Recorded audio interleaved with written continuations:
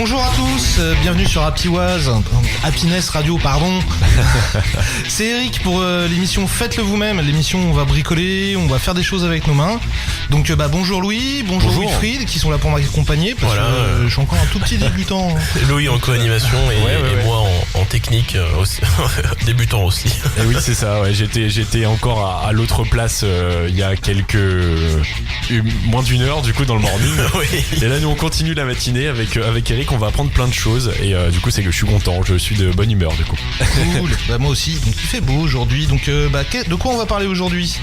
On va parler de caisse à outils parce que pour commencer à bricoler, il faut bien des outils, on se demande toujours quoi acheter, on achète des outils qui servent à rien, qui vont rester dans le placard à prendre la poussière. Donc on va essayer de se constituer une petite caisse à outils de base. Plus tard dans l'émission, on va parler aussi des travaux de printemps. Je sais pas si vous avez remarqué en ce moment, il se met à faire beau, l'herbe pousse, on a envie de sortir. C'est vrai qu'on a envie de refaire un peu la maison, de faire les travaux. Exactement, et c'est là qu'on se rend compte en sortant que sa terrasse elle est dégoûtante, que les volets ont besoin d'être peints et que le portail il a besoin d'un coup de jeune aussi. Donc on va parler de tout ça. On parlera aussi en milieu d'émission des événements qui vont se passer ce week-end, en rapport bien sûr avec les travaux manuels. Et donc pour commencer, on va parler de notre caisse à outils. Alors oui, parce que c'est le nerf de la guerre. Alors, oui, exactement, c'est le nerf. On parlait la semaine dernière de palettes, mais sans outils, pas de palettes. C'est la base, voilà. C'est basique, c'est simple finalement. Effectivement, la semaine dernière, on parlait des palettes, on a vu comment les démonter. Les démonter à la main, à moins d'être un champion du monde de karatéka, ça va pas le faire. Avec la main. Encore faut avoir des gants, quoi, parce que. Exactement. Donc qu'est-ce qu'on peut mettre dans sa première caisse à outils ? Pour pas trop cher. Pour pas trop cher. Et de qualité aussi, parce que c'est vrai que tu peux acheter des outils pas chers, mais avoir de la... avoir de la merde quoi. Il faut dire ce qui est. Effectivement, c'est vrai, en plus j'en ai été victime. Je me permets de raconter une petite histoire comme ça. Mais je t'en prie. Je fais un peu de mécanique en ce moment. Alors je sais pas du tout comment ça s'appelle. C'est pour démonter les gros boulons avec l'objet qui revient comme ça. La clé à cliquer. Voilà, la clé à cliquer. J'en ai acheté une vite fait qui coûtait 15 € avec le kit complet. Et j'ai essayé de démonter ma roue, mais rester dans les mains quoi. Donc la roue, malheureusement c'est la clé. Je préfère que la clé me reste dans les mains que la roue parce que c'est pas le même prix. C'est moins grave. C'est moins grave. Donc effectivement donc on peut dire déjà en tout premier que on fait pas une économie en voulant acheter du pas cher. C'est un investissement. Voilà. Parce que certes on met de l'argent au début, mais bon après au fur et à mesure dans le temps on n'a pas à en racheter quoi. Exactement. Un outil c'est un investissement et ce que je dis souvent c'est j'ai pas les moyens de m'acheter du pas cher.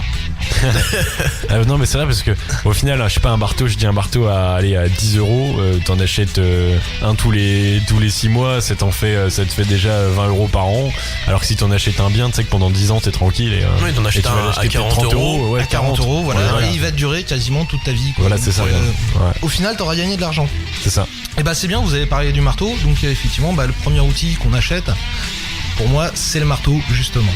Donc de préférence le marteau de menuisier avec les deux petits avec l'arrache-clou parce que comme ça on peut faire plein de choses avec. Un marteau de menuisier. Ouais, j'ai appris ça la semaine dernière. Ouais. Voilà. Donc ce marteau là il va servir effectivement à planter des clous, il va vous servir à arracher des clous, à casser des trucs et tout. Enfin donc c'est pour casser, moi ça, alors oui, ça c'est génial. Louis il a un marteau ici et dès qu'il peut casser quelque chose ou mettre un clou il adore ça. J'avais même fabriqué un bonhomme de neige exprès pour le casser après. C'est vrai hein, non mais j'avais vraiment aimé ça. J'aime casser les trucs, c'est bizarre mais. Non, c'est normal.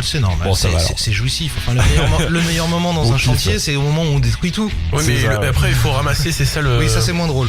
Ouais, c'est vrai ça. Ça c'est j'aime pas moi ce partage. Moi j'aime bien casser, mais après faut ramasser, c'est nul. Hein. C'est vrai. Donc voilà, donc le premier outil, donc le marteau, de préférence le marteau de menuisier, comme je disais tout à l'heure. N'hésitez pas à acheter un petit peu de la qualité. Alors, allez pas mettre 100 € dans un marteau quand il y a juste 3 clous à planter, bien entendu. Mais lésinez pas, prenez pas un outil d'entrée de gamme. Vous avez une chance sur deux qu'au bout de 3 clous, il y a la tête qui s'en aille. Et puis, déjà, ça c'est pas mal. Okay.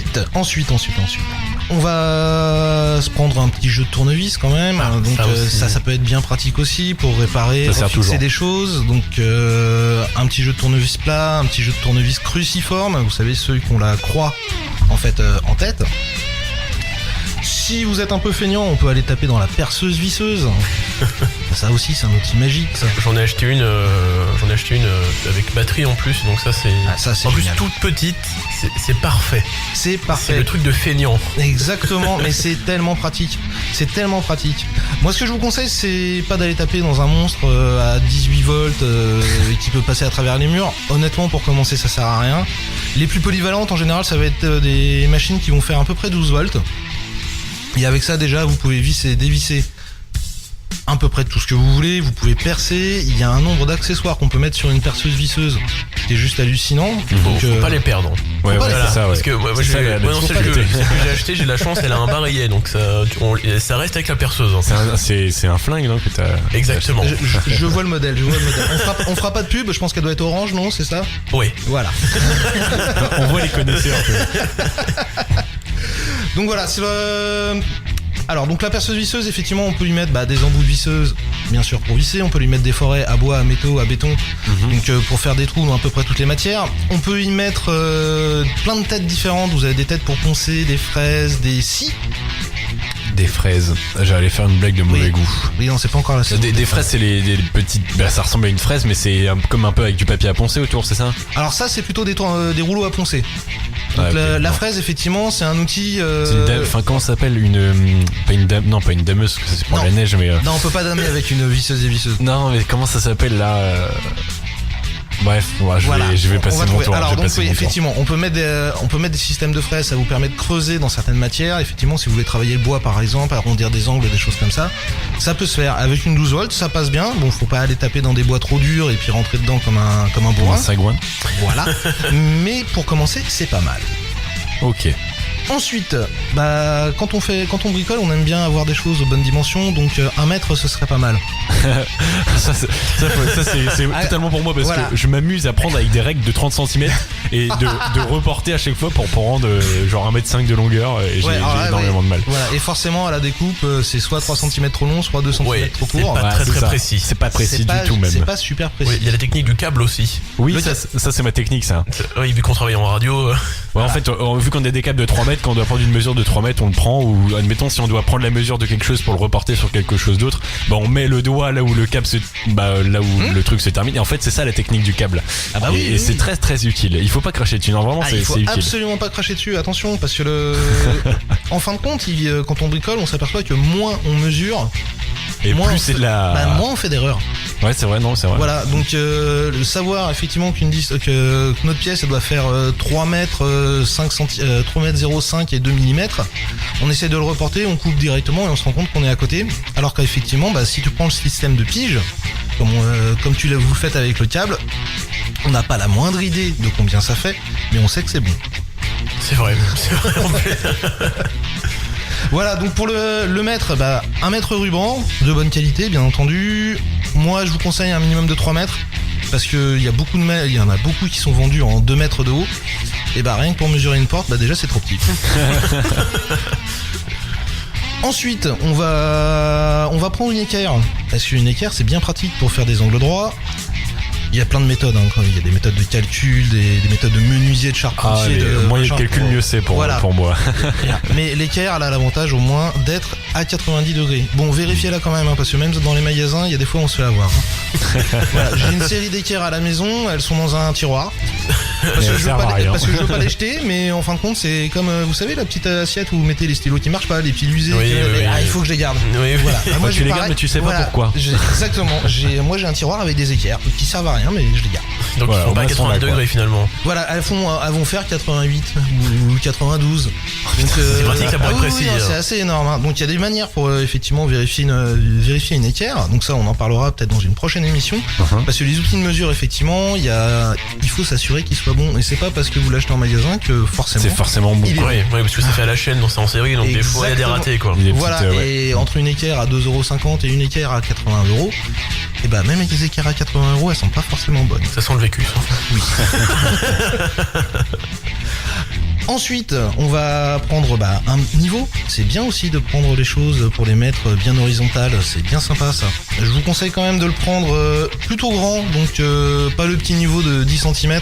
Mais prendre quelque chose qui fait quand même minimum 40 cm. Ouais. Parce que plus la longueur que vous prenez en référence est grande, plus précise sera votre mesure. On va continuer dans d'autres outils, bien sûr. Donc le tuteur, super pratique pour tailler son crayon entre autres. Après il y a le taille-crayon aussi. Voilà, le taille-crayon c'est pas mal. C'est pas mal, c'est mais utile. c'est vrai que voilà, moi j'ai l'habitude, je le fais au tuteur. Et puis je sais pas si vous connaissez Moi, je me coupe un doigt voilà, si je fais ça. les crayons de menuisier, les crayons de charpentier. Ah oui, les gros, ils sont les plats. rouges. Oui, ils là. sont plats, oui, Voilà, ils sont plats. Au taille-crayon, c'est pas pratique. C'est vrai. Il a raison. Le tuteur, effectivement, il va vous servir à faire plein de choses. Donc, on va pouvoir couper à peu près toutes les matières souples. Donc, si vous travaillez le tissu, si vous travaillez le cuir, le plastique, le carton, le tuteur, il est quand même juste indispensable.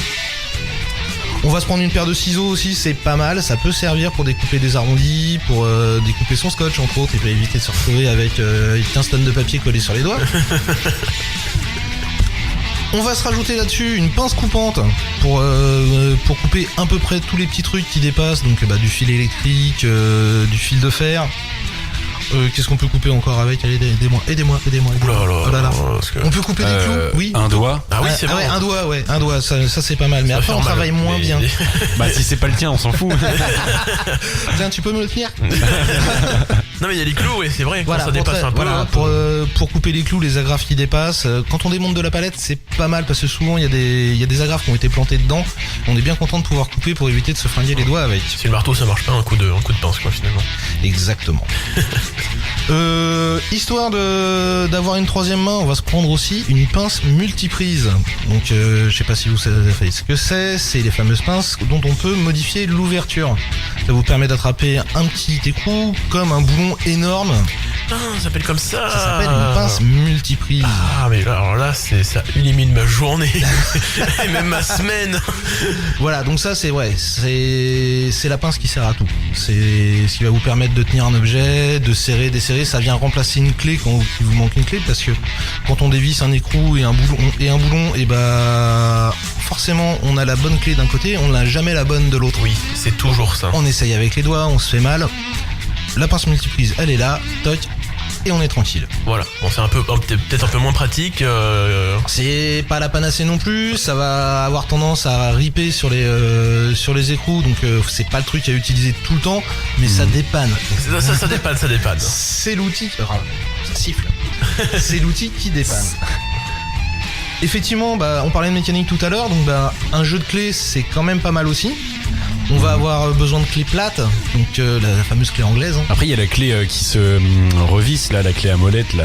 Il y a la clé à molette, effectivement. Ça c'est précis, enfin, c'est pas mal parce que quand t'as pas toutes les petites pinces de toutes les tailles et tout, enfin, les pinces, les clés de toutes les tailles, c'est utile. Alors, c'est pas mal aussi, c'est vrai que c'est quand même assez orienté plomberie, et on fait pas de la plomberie tous les jours, donc c'est pour ça que moi je l'ai pas mise dans ma caisse à outils de base. Après, ce n'est qu'une base, donc je suis pas chez vous, je sais pas ce que vous avez à faire, donc c'est forcément quelque chose qui sera adapté à votre convenance. Donc les clés, là on parlait des clés plates, c'est ça? Oui. Il y a la fameuse clé anglaise. Voilà, la fameuse clé anglaise. Donc on a les clés à pipe, donc qui sont effectivement des clés tubes. Oui, voilà. Qui D'accord. permettent de faire le même boulot qu'une clé plate, mais qui ont aussi cet avantage d'avoir un côté allongé, ce qui permet d'aller chercher des écrous ou des boulons dans des endroits un peu difficiles d'accès. On a aussi un troisième type de clé, c'est les clés Allen. Alors, ça, j'avais déjà entendu parler. Les clés Ikea un peu, mais. Voilà, la fameuse clé Ikea. Donc ça, normalement, ce modèle-là, vous devez en avoir à peu près 50 chez vous. Oui, mais après, elles sont fournies avec plus grand ou plus petit. Moi, Voilà. je les garde, moi. Mais Ça sert toujours. Plus grand ou plus petit, effectivement. mais il y a des objets il y a des outils où ils sont toutes dedans, donc c'est pratique en fait. C'est ça. Vous avez aussi cette possibilité, effectivement, de prendre ce qu'on appelle les coffrets où il y a tous les embouts à l'intérieur. Par expérience, j'ai arrêté de le faire. Voilà, c'est bien pour commencer, mais vraiment que pour commencer, parce que faut pas se leurrer, quand on achète un coffret, même s'il vaut 40 €, et qu'on va avoir 250 embouts à l'intérieur, divisez 40 par 250, ça vous donne une idée du prix de l'embout. Ouais. Donc ça vous donne une idée aussi de sa qualité. Après, bon, c'est bon pour les travaux du dimanche, quoi. Ouais, mais seulement dimanche. Le lundi, elles sont mortes. Non, mais pour les petits travaux, resserrer un boulon, un truc comme ça. Voilà. Mais si on s'attaque à des gros travaux. Non, il vaut mieux acheter ce qu'on a besoin. Vaut mieux acheter effectivement l'embout dont on a besoin, y mettre le prix. On sait qu'il tiendra plutôt que d'acheter un coffret avec 250 embouts. On va en utiliser 4. C'est pareil, c'est du vécu. Hein. J'ai des boîtiers avec des embouts qui n'ont jamais bougé depuis que j'ai acheté le boîtier. Quoi. Ah ouais. Oui. C'est chaud. Ah oui, non, mais grosso modo, les coffrets, c'est toujours comme ça que ça se passe. Enfin, vous utilisez 3-4 outils à l'intérieur et tous les autres, ils bougent pas. C'est un peu comme les clés Allen, quoi. Enfin, on utilise la clé Ikea, mais. Voilà, on utilise la clé Ikea. Principalement celle-ci, puis après. Et après les autres, on va les utiliser une fois. Ouais. Quand on a tout ça, on a déjà une caisse à outils qui est quand même bien fournie. On va par contre rajouter quelque chose qui est juste essentiel, c'est la sécurité. Parce que pour bricoler, on utilise des outils qui coupent, qui arrachent, qui tranchent, qui frappent, qui démolissent. C'est français ce que je viens de dire ? Quel beau jargon. Voilà. Qui démolissent. Voilà, c'est mieux démolissent. Donc des lunettes. Parce que on a que 2 yeux, donc déjà quand on en perd un, on n'a plus la vision en relief, c'est quand même bien gênant pour bricoler. Quand on en a plus, on voit plus du tout, c'est encore plus gênant. Ça se remplace pas. Et ça ne se remplace pas malheureusement. Donc des lunettes de protection, des gants pour protéger vos petits doigts si vous voulez jouer de la musique cet après-midi après avoir bricolé. Vaut mieux garder ses doigts en un seul morceau. Et au niveau des gants, il y a quelque chose de spécial, des gants coquets, des gants. Des gants coquets. Alors oui, ça existe. Les gants coquets, ça existe effectivement. Mais oui, c'est les gants de moto finalement. Alors il y a les gants de moto, il y a même des gants qui sont encore plus résistants que ça, mais là on est dans des trucs très très professionnels. C'est entre autres dans l'entretien des vergers, avec les gens qui utilisent les sécateurs pneumatiques. Oui. Donc ils ont un gant où tous les doigts en fait sont carrément engoncés dans un tube en métal. Parce que on fait pas gaffe, on coupe. Si ça passe sur un doigt, un sécateur pneumatique, il fera pas la différence entre la branche et ton index. D'accord. Non, parce que moi, est-ce qu'un gant, par exemple, si on prend le marteau, si on se tape sur le doigt, enfin, est-ce qu'il y a des gants spéciaux à prendre ? Moi, c'est la question en fait. Alors ouais, les gants pour empêcher le coup de marteau, moi personnellement, j'en connais pas. Il y a des gens qui utilisent des gants de manutention. C'est juste une plaie pour bricoler avec ça, parce que ça s'appelle pas des gants de manutention pour rien. C'est fait pour porter des grosses caisses. C'est pas fait pour tenir un petit clou. Quand on fait du petit bricolage, le petit gant en coton, il va déjà très très bien parce qu'il va vous protéger effectivement des petites coupures, des abrasions, tout ça. Donc pour tenir un clou, on garde la motricité fine, donc c'est pas mal, c'est quand même pas mal déjà.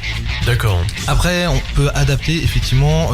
Si on commence à taper dans du plus dur, qu'on va aller gratter, taper dans les murs, ramasser des gravats. Le gant en cuir, c'est quand même mieux. Ça vient protéger vos mains et ça évite de se retrouver avec les mains complètement détruites à la fin de la journée.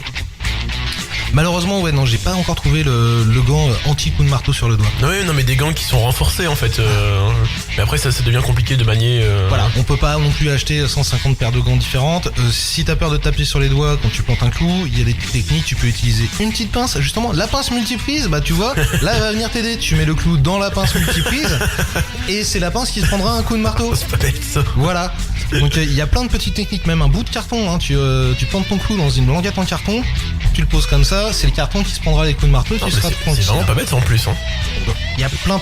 J'ai fait une petite publication Facebook, il faudrait que je la remette là-dessus, où j'avais mis 2-3 trucs pour préserver ses doigts. Donc on a parlé des lunettes, on a parlé des gants. Si vous commencez à partir dans des chantiers un petit peu plus conséquents, je vous conseille vivement, c'est les chaussures de sécurité. Avec le renforcé avec une plaque de métal au-dessus. Avec une coque en métal dessus. Et en dessous une semelle en métal aussi. Voilà, et une semelle en métal à l'intérieur. Parce que marcher sur un clou, ça peut être extrêmement dangereux. On va pas parler que du tétanos ou des choses comme ça, mais rien que le fait de marcher. Que la blessure déjà, c'est sympa. Oui. Voilà. Au-delà du tétanos. Exactement. Le marteau que vous maîtrisez pas encore, qui vous échappe des mains, qui vous atterrit sur le gros orteil parce que vous bossiez en tongs. Donc ça c'est pareil, ça fait très très très très mal. Je l'ai vécu. Voilà, je pense que c'est du vécu pour beaucoup d'auditeurs. Oui, moi je bossais en tatane, en espadrille, donc short espadrille. Oui, tout ce qu'il faut. Je l'ai déjà fait aussi, hein, bien sûr. On se dit toujours, ouais, allez, ça va me prendre 5 minutes, j'ai pas besoin de et c'est comme ça qu'on se blesse. Donc c'est du vécu aussi. C'est comme ça qu'on finit les dimanches à l'hôpital finalement. En général, c'est comme ça que ça se termine. Hein. Moi, par expérience, enfin, c'est ce qui m'est arrivé. Je me suis retrouvé avec des blessures quand même assez conséquentes. sur des trucs qui auraient dû prendre 5 minutes et finalement ça m'a coûté 4 heures aux urgences et 15 points de suture. Ah oui, oui, bon, vaut mieux, Non, perdre 10 minutes voilà. c'est assez équipé. Exactement. Quitte Donc, à rester 10 minutes et après se remettre en mode vacances ou en mode dimanche. voilà. Donc, avant même d'acheter votre caisse à outils, achetez-vous ce qu'on appelle des EPI, des équipements de protection individuels. Donc des chaussures, des gants, des lunettes de protection.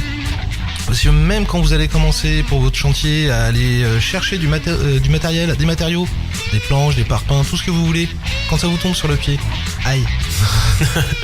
Voilà, le chantier il est plié, il a même pas commencé, c'est déjà plié. On va s'arrêter pendant quelques minutes, on va écouter un petit peu de musique et puis on se retrouve tout à l'heure et on va parler de ce qui va se passer ce week-end. Et voilà, nous voilà de retour avec Eric. Eric, vas-y. Oui, merci Wilfried. Donc rebonjour, vous êtes toujours sur Faites-le vous-même, sur Happiness. Donc tout à l'heure on a parlé de la caisse outils, maintenant on va sortir un petit peu pour s'occuper un petit peu, pour voir qu'est-ce qu'on a à faire dehors. Entre autres ce week-end. Bah, c'est un gros événement là. Ah un grand événement, donc le marché artisanal de l'Oise, donc qui va se dérouler, ouais, j'ai noté, Le 6 et le 7. Le 6 et le 7 avril, 1 rue Cambry à Beauvais, donc si je ne m'abuse c'est la maison du département. Oui, c'est donc dans le jardin le grand jardin, enfin pas le jardin mais le parc plutôt qui a passé de l'hôtel du département je crois. Je crois que ça se définit comme ça, pas loin de la préfecture. Donc c'est ça, donc grosse quand même manifestation, on va avoir près de 80 exposants, donc vous allez pouvoir voir du travail du cuir, du tissu, du bois, du métal, enfin à peu près tout ce qu'on peut travailler avec ses mains. On a une super exposition Harry Potter. Ça c'est voilà. Vous allez pouvoir croiser Voldemort, vous allez pouvoir croiser Aragog. J'ai une photo du site, c'est vous savez la grosse araignée là dans le... Oui, je l'ai vu, voilà, oui, j'avais pas envie d'aller moi la voir là. Donc il va y avoir des spectacles d'initiation à l'art de dresser, chevaucher ou capturer un dragon. Je sais pas où ils ont trouvé un dragon, mais apparemment on va pouvoir apprendre à le chevaucher. Entre autres dans les ateliers, pour vos enfants, vous allez pouvoir apprendre à faire votre balai de sorcier, et ça c'est classe. Le fameux Nimbus 2000 finalement. Le Nimbus 2000, franchement, ça, je rêverais d'en avoir un. Alors au-delà de l'aspect un peu marrant, je pense que c'est une très très bonne activité en fait. Pour intéresser les enfants, même les adolescents et même les adultes finalement. Oui, quand je le dis, moi j'aimerais bien avoir mon balai. J'aimerais bien avoir mon Nimbus 2015, quoi. Ça remplacerait bien ma voiture. Un peu plus pratique, ça consomme moins. Exactement. Donc là-dessus, il y a plein d'autres ateliers, hein. Donc il y a un village des artisans, vous allez pouvoir voir de la bijouterie, comme je disais, du travail du cuir, de la taille de pierre ou du cristal même. Donc ça va des petites mains jusqu'à un peu, on peut dire du gros œuvre entre guillemets. Voilà, on va pouvoir voir plein de choses. Il y a même du cosmétique et de l'art de la table, c'est pour vous dire. Donc c'est assez fourni. Oui, ça va être assez fourni, ça va être super intéressant. Vous allez voir des gens fabriquer devant vous et ça c'est toujours magique à voir. Moi c'est un truc, je retrouve mes 8 ans quand je vois quelqu'un tailler la pierre et sortir une forme d'un objet comme ça, je trouve ça génial. J'habitais dans un village avant où il y avait une fête chaque année, il y avait une forge et je passais mes journées devant. C'est magique. Voir les gens travailler le métal un peu comme à l'époque finalement, parce que c'était un village médiéval et donc il y avait la fameuse forge.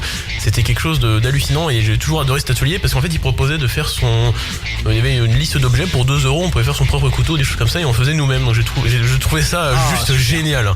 Ça c'est super. Il y a plein d'endroits où on fait ça. Je sais qu'il y a le château de Guédelon aussi. Oui. Voilà, on n'est pas du tout dans l'Oise, on n'est pas du tout local, mais c'est pas grave. Mais il fabrique un château tout entier finalement. Il fabrique tout un château à l'ancienne, à l'ancienne s'il vous plaît. Il n'y a pas des grues mécaniques. Oui, ça fait 40 ans, je crois qu'ils sont dessus. 20 ans, non. Ça fait une vingtaine d'années qu'ils ont commencé. Le château est pas fini, donc ça prend du temps, mais c'est super. C'est des passionnés. C'est magnifique à voir. C'est magnifique à voir et c'est vraiment des passionnés qui font ça. Il y a des visites guidées en costume, tout ça. Enfin, c'est vraiment super. Mais on va revenir quand même un petit peu sur ce qui se passe de l'Oise. Sur le territoire de l'Oise. Donc alors tac. Donc le village des artisans, donc les métiers d'art, donc des potiers, des ferronniers, des tapissiers, des couteliers, tiens voilà, on en parlait. Il y a la cuisine, du poisson, de la pâtisserie, des food trucks, du cake design. Je savais même pas que ça avait un nom ce truc là. Moi non plus. Là j'apprends quelque chose. Voilà, le cake design, vous allez apprendre à designer votre gâteau. De la couture, de la maroquinerie, de la cosmétique, j'ai déjà dit, et des bijoux, j'ai déjà dit aussi. Mais alors, je crois, Eric, que l'entrée est gratuite.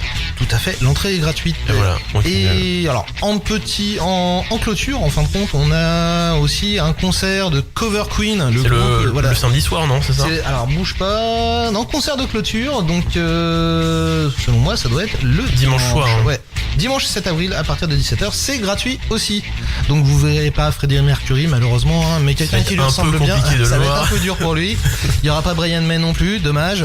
Mais je pense que pour ce que j'en ai vu, j'ai regardé les vidéos hier soir et franchement, ça dépote pas mal. Hein. Mais oui, on en avait parlé dans Au cœur de l'Oise et oui, donc c'est quelque chose qui a l'air de. C'est un grand événement. C'est comme il y a en fait, il y a deux événements, je crois, dans ce parc. Il y a le marché fermier qui se passe un peu plus en automne, et là on arrive dans le printemps, donc printemps-été. En plus, on est plus sur le marché artisanal. Tout à fait. Dans les autres événements qui se passent, on a aussi un événement assez sympathique qui se passe à Noyon, parce que ce week-end, c'est les journées européennes des métiers d'art. Donc à Noyon, on va avoir le circuit des métiers d'art de Noyon, donc le 6 et 7 avril, qui vont se dérouler place Aristide Briand. Vous allez pouvoir voir de l'atelier, du travail du verre, donc du soufflage, mais des vitraux aussi. On va pouvoir voir du travail du cuir encore, de la mosaïque, du mobilier en carton recyclé. Tiens, c'est du métier d'art. Ça par contre, ça a l'air d'être sympa. Ça, c'est pas mal du tout. Ça m'intrigue. Donc j'ai déjà fait des petits meubles en carton et c'est étonnamment solide. Hein. Ah bon? Ouais, c'est assez impressionnant en fait. Hein. C'est la multiplication des couches de carton qui fait la solidité du truc. Mais on fait des tables, des fauteuils, des canapés en carton, donc c'est juste impressionnant. Quoi. Des canapés? Ouais. Des tables, ouais. Voilà. Alors, on va pas le mettre à l'extérieur, bien entendu. Hein. Oui. Non, à l'extérieur, on met les palettes. Voilà, à l'extérieur, on met les palettes. À l'intérieur, donc, on peut mettre le carton. Il y aura aussi de la céramique, de la peinture et de la tabletterie. Donc c'est le travail de la nacre en fait. Hein. Donc la tabletterie. Ouais. C'est les tables, alors fabriquer des dominos, des choses comme ça, les éléments d'éventail. D'accord. Ah oui. Chose que vous pouvez voir aussi au musée de la nacre à Méru, tout à fait, où il y a des ateliers aussi pour les enfants. Oui, on en parle souvent dans Au cœur de l'Oise de ça. Donc, voilà. Non mais on a un week-end assez chargé finalement. Ouais, il y a un week-end qui peut être bien rempli et bien sympathique. Donc, là, à Noyon, ça se passe quand? Alors donc c'est du 6 au 7 avril, place Aristide Briand. Donc c'est sur plusieurs sites, mais ils sont tous autour de la place Aristide Briand. Ce qu'il faut faire, c'est le samedi finalement, il faut aller à Noyon et puis finir pour voir le concert à Beauvais. Grosso modo, c'est ça. Hein, voilà. Donc on a fait votre programme de week-end finalement. Voilà. Alors donc, comme on a dit, c'est le printemps. Donc il commence à faire beau, on a envie de sortir. Et on se rend compte qu'il commence à y avoir pas mal de choses à faire dans le jardin. Donc si on veut profiter de sa terrasse, il va falloir commencer à la nettoyer. Je sais pas si t'as une terrasse, Wilfried. J'en avais une avant, c'est une plaie. Alors les terrasses, effectivement, vous en avez en pierre, vous en avez en bois. Elles ont malheureusement tous ce point commun, c'est que avec notre bel hiver de l'Oise bien humide comme il faut, elles vont être couvertes de mousse. Ah ouais. Couvertes d'algues. Elle était en pierre, voilà. Moi je mettais de l'acide. Oh là là. C'est des choses à ne pas faire, c'est ça? Ah, ça va des rétros.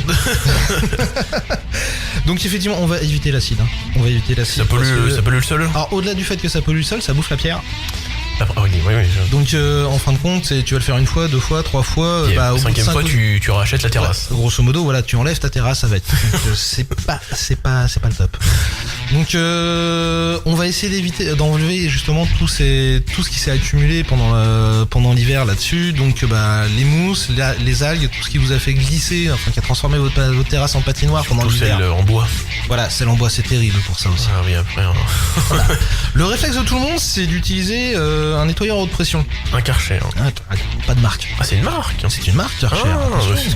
C'est rentré dans le. C'est rentré comme Frigidaire. Voilà.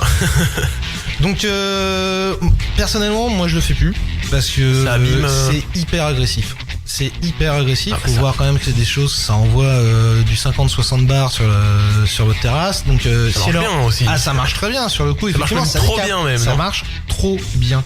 Donc sur une terrasse en bois, ça va vous soulever toutes les fibres du bois. Donc à terme, ça va en fait pulvériser la terrasse. Et donc finalement, si on ça va balade pieds nus, on va se prendre des belles échardes. Des belles échardes, bien tout ce qu'il faut. Donc sinon, on va falloir acheter des chaussures de sécurité pour aller sur la terrasse. C'est quand même un peu bête. Et ça serait quand même un peu dommage.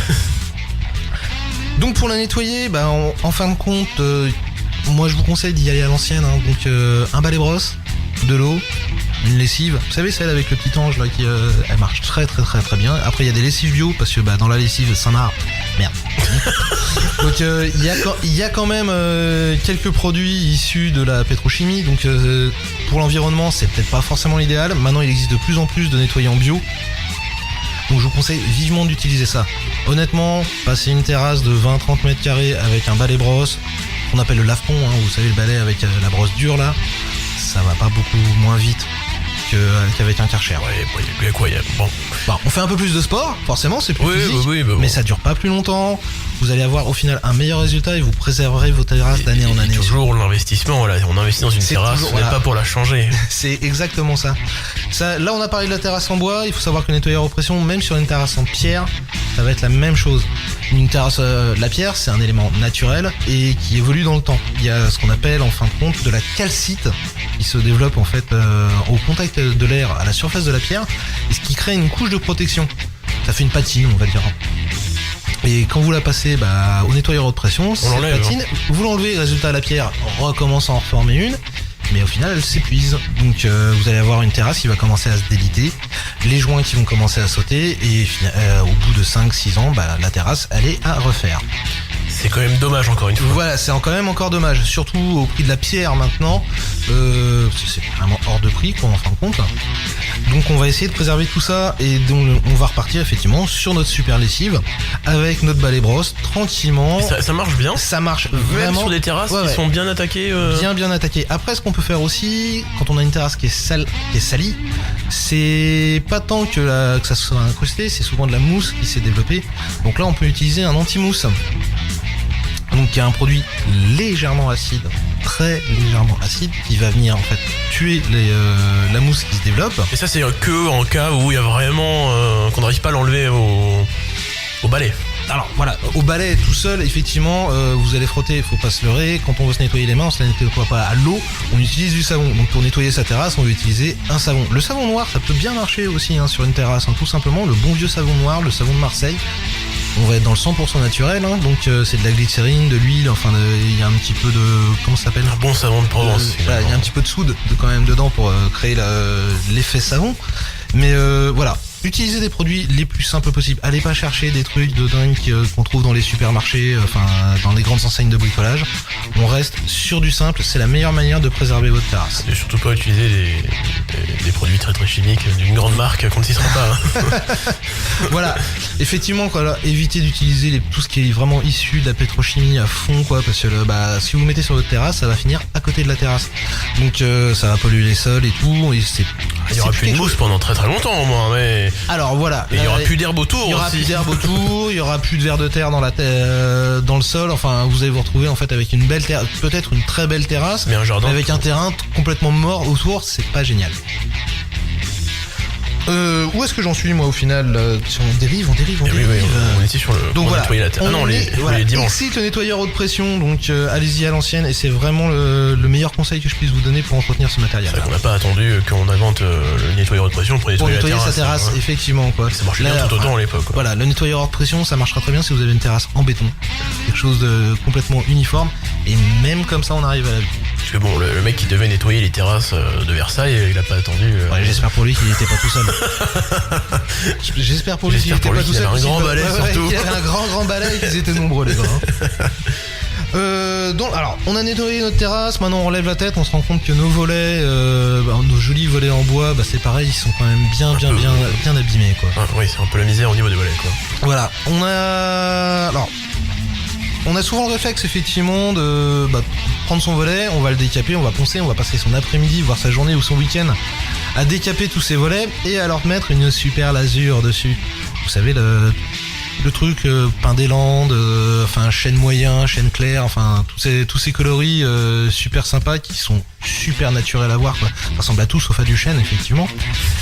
Moi personnellement j'ai arrêté d'utiliser les lasures.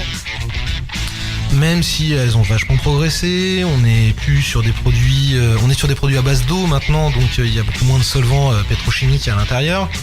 Mais le problème, c'est que ils appellent ça l'azur, mais en fin de compte, c'est un vernis, c'est des résines.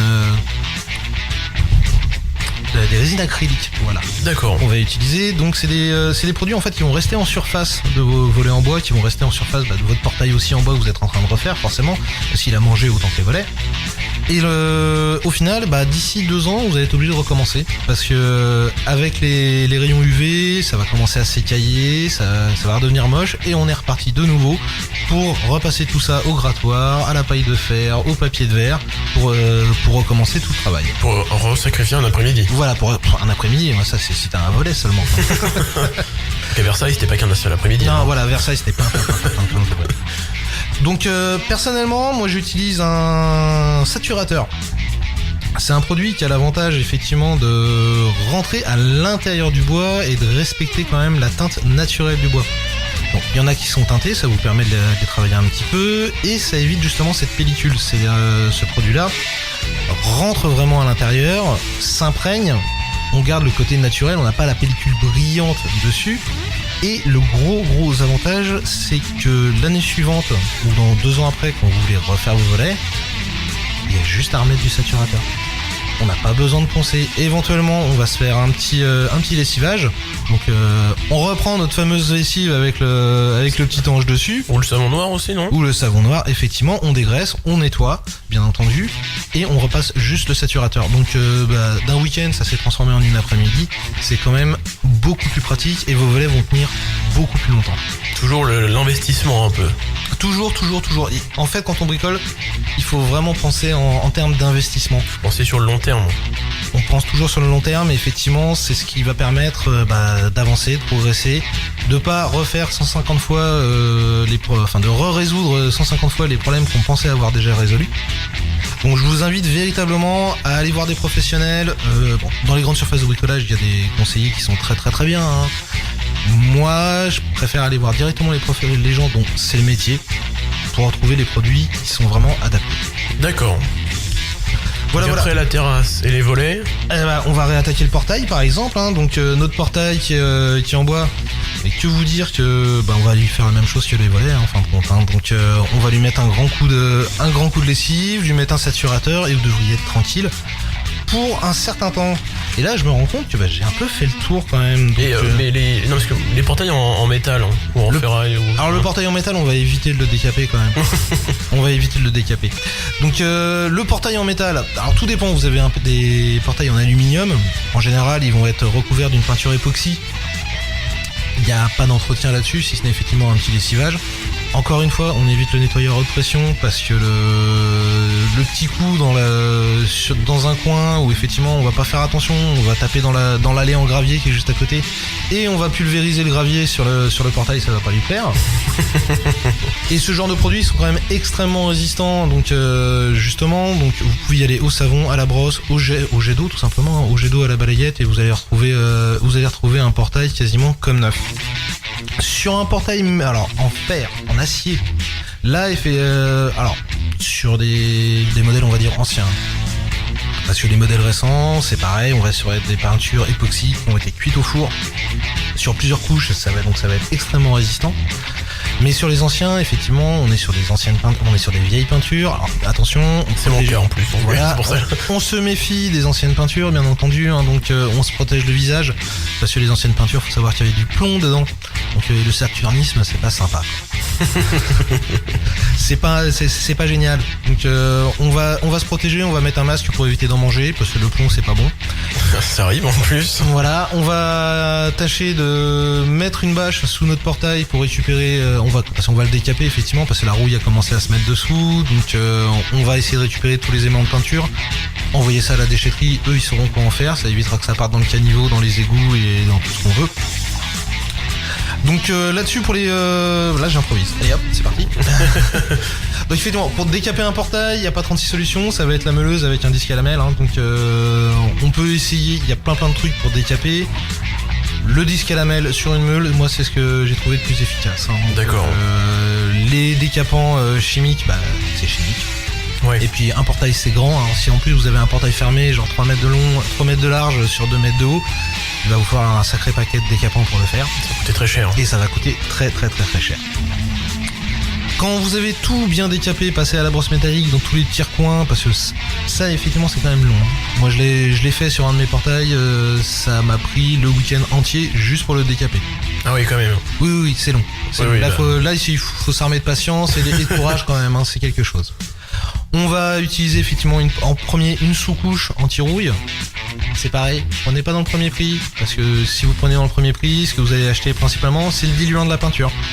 Donc maintenant que les peintures sont à base d'eau, ça fait cher pour de l'eau. Ça fait très très cher pour de l'eau. Oui, ça fait très cher pour de l'eau.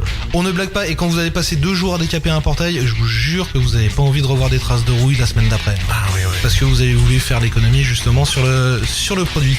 C'est vrai qu'on doit l'avoir très très mauvaise. Oui, c'est du vécu aussi. C'est du vécu aussi.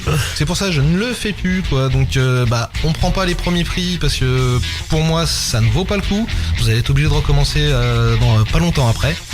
Donc on va se concentrer sur des produits de marque reconnue ou effectivement aller voir un professionnel, encore une fois, hein, rien que sur Beauvais, il y a quand même des marchands de peinture, donc c'est le métier, ils vont vous conseiller, vous parler des teintes, tout ça.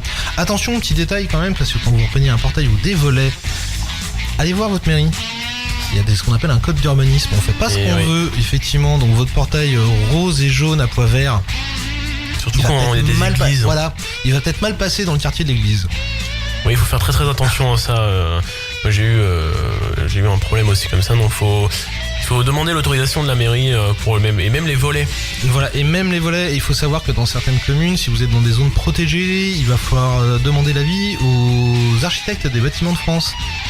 Oui, donc c'est pas quelque chose qui se prépare comme ça du jour au lendemain ou d'un week-end sur l'autre, hein. Oui. C'est des délais de l'ordre de 3 mois. Et surtout qu'il faut savoir que c'est pas parce qu'on est dans un petit village que c'est pas protégé.